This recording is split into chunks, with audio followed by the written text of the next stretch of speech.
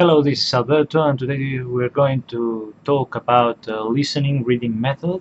It's very useful because you work with two passive skills in your target language at the same time. The shortest version is pretty simple, nothing weird, nothing strange.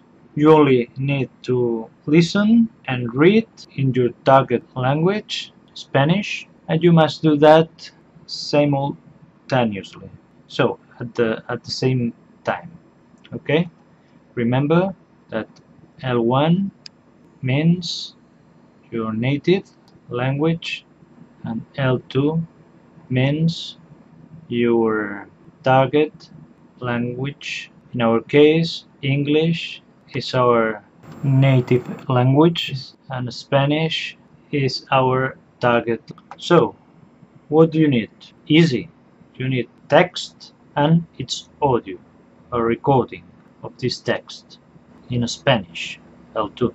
It's advisable to have a native speaker who reads the text, and it's advisable that the audio is an accurate reading of the text. Okay? So, how much time?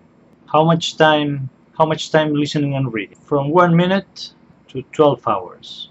It depends on you, your passion, your stamina, and your time available. It's not the same if you are a young woman or man and you don't have any family and you have a lot of free time. It's not the same as people who are 50 years old and have family, child, full-time work, and so on. However, it doesn't matter. Listen and read a little on a daily basis, every day. Okay, this is very important. So, what kind of text and audio should we use?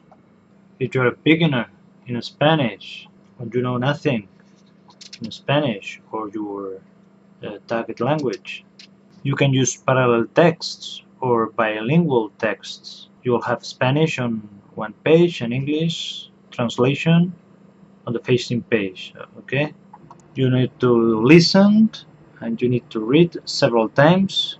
Follow both texts with your finger, Spanish and English, and you can compare and analyze everything. Okay, if you are high or lower intermediate in Spanish, you can use graded readers with its audio. So look for them. If they have vocabulary or explanatory notes, much better. Easy literature, children literature, or teenagers literature.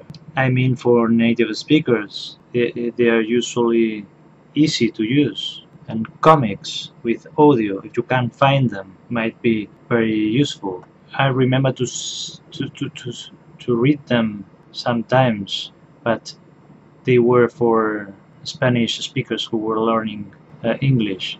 I don't know if they exist for English speakers who learn Spanish. Let me know if you know about them. If you are advanced or high intermediate, you can use real literature for native speakers. Fiction or not fiction, it depends on your interests or passion. I think in this case bestsellers are the best option. Why? Because I think the language it's easier and it's the language that most of the people use. I think it's easier to find different language versions, English and Spanish, and it's easier to find the Spanish unabridged audiobook. This is very important because if you are listening and reading, you need the recording, the audio, and you need the unabridged audiobook. Okay, this is very important. So then, let's start. You can start listening the the audio, the recording, and reading the text simultaneously. Okay? Actually, you have different options. First option, you can read the whole book in English, your L1, okay, in English, and then in Spanish, but as you listen the Spanish recording.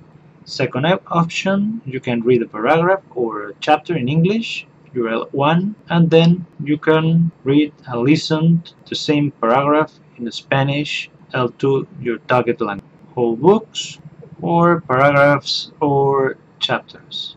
And third option, you can listen the unabridged audiobook in Spanish as you read the English book, Spanish audio and English text, and then you listen again the audio but you read the text in Spanish as well. Well, in fact, you have several options. You can do whatever you feel like.